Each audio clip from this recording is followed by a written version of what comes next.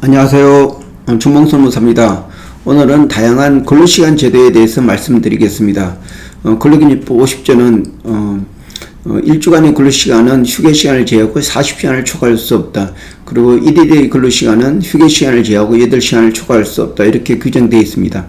그래서 일주 40시간, 1일 8시간, 그래서 하루에 8시간씩 월요일부터 금요일까지, 그것도 시간도 9시부터 6시까지 대부분의 회사들이 여기에 맞춰서 일을 하고 있습니다.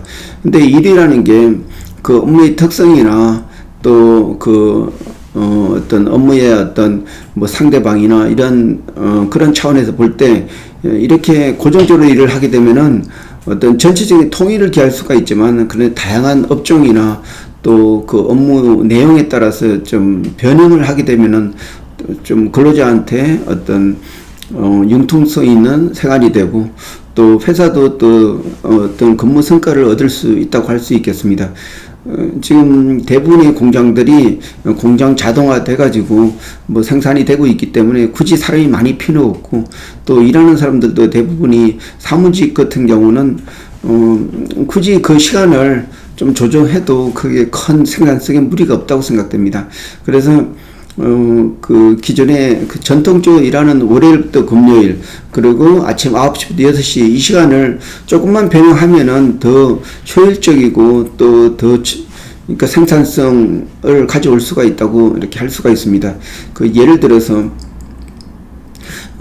출퇴근 시간, 특히 서울 같은 경우는 출퇴근이 대부분이 피크 시간이 있기 때문에 그 시간만 조금만 피해도 굉장히 여유있게 짧은 시간에 일을 할 수가 있습니다. 예를 들어서 9시 출근하는 거를 7시까지 출근하면은 출근 시간이 거의 1시간 반, 2시간 되는 거를 거의 30분 내로 줄일 수도 있고, 그리고 그 대신에 빨리 퇴근하게 되면은 자기가 그 저녁 시간에 뭐 대학원도 갈 수가 있고 또 공부도 할 수 있고, 이런 굉장히 혜택이 될 수가 있습니다.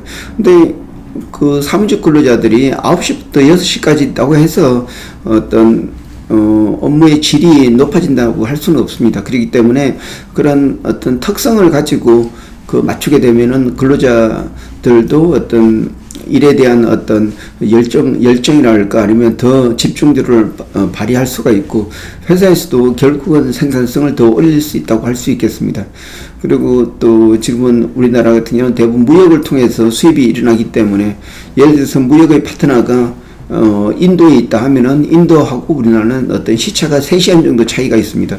그러면 굳이 9시에 출근하는 게 아니고 11시에 출근해서 그 인도의 어떤 퇴근 시간이나 근무 시간을 고려해가지고 그 8시에 퇴근한다. 이렇게 되면 회사 입장에서도 9시부터 6시까지 일할 때는 항상 남아서 늦게까지 일하고, 그러면 회사에서도 그 연장 근로수당이 150% 줘야지 되는데 굳이 줄 필요도 없고, 그리고 또 업무도 더 효율을 가져올 수 있다고 생각됩니다. 그렇기 때문에 이런 근로를 선택적 근로라고 하고, 그리고 또 어떤 에어컨 회사나 아니면 아이스크림 회사 같은 경우는 보통 3월달부터 거의 8월달까지 성수기인데 그때 많이 생산하고, 그리고 그 나머지 9월달부터 2월달까지는 비수기인데, 그러면 6개월 단위로 쪼개서 어떤 그 피크 시간에는 좀 더 많이 일을 하고, 또 한가한 그런 시간에는 좀 적게 일하고 하면은 회사에서도 연장근로수당 그 시간당 그 150%, 상당히 150%는 굉장히 많습니다. 이런 150%를 주지 않고 어떤 근로관계를 유지할 수 있는 그런 특성이 있습니다. 그래서 이러한 회사의 어떤 목적이나 어떤 회사의 어떤 생산, 그리고 또 고객관계 이런 거를 잘 유지하면은 같은 시간에 더 효율을 올릴 수 있고, 회사에서도 연장근로수당 안 주면서 근로자를 최대한 활용하고, 또 근로자 입장에서도 또 남는 시간에 또 어떤 자기개발도 할 수 있고, 이렇기 때문에 적극적으로 그 변형 근로가 필요하다고 할 수 있겠습니다. 예, 이상입니다.